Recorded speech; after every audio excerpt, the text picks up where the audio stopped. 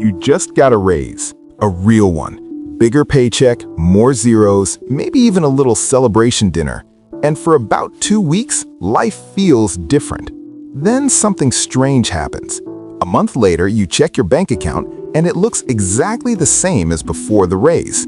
Same balance, same stress, same quiet panic at the end of the month.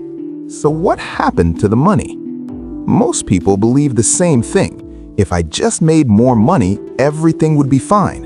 It sounds completely logical. More income means more savings, right?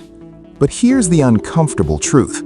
Across almost every income level, people spend almost everything they earn. The number changes, the habit doesn't. There's actually a name for this. Economists call it lifestyle inflation, but psychologists have an even better explanation for why it happens. Think about the first time you earned what felt like good money.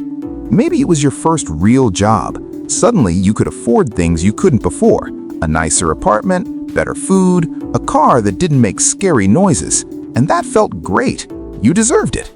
But here's where the trap begins. Your brain doesn't measure wealth in absolutes. It measures it in comparisons. And the moment your income goes up, your comparison point shifts too. The apartment that felt like a luxury becomes the baseline. The baseline becomes the minimum, and the minimum always needs upgrading. This is called the hedonic treadmill. You keep moving, but you never actually get ahead. Every raise just buys you a faster treadmill. And it gets worse. When your income rises, so does your social circle, your expectations, and your sense of what's normal to spend. $100 starts feeling like nothing. A vacation that cost $2,000 now feels modest. Your expenses quietly expand to fill every dollar you earn, and sometimes a few dollars more. Here's the insight most high earners learn too late. Income is not wealth. A person earning $50,000 and saving 10% is building more wealth than someone earning $200,000 and saving nothing. The number on your paycheck is almost irrelevant. What matters is the gap between what you earn and what you spend.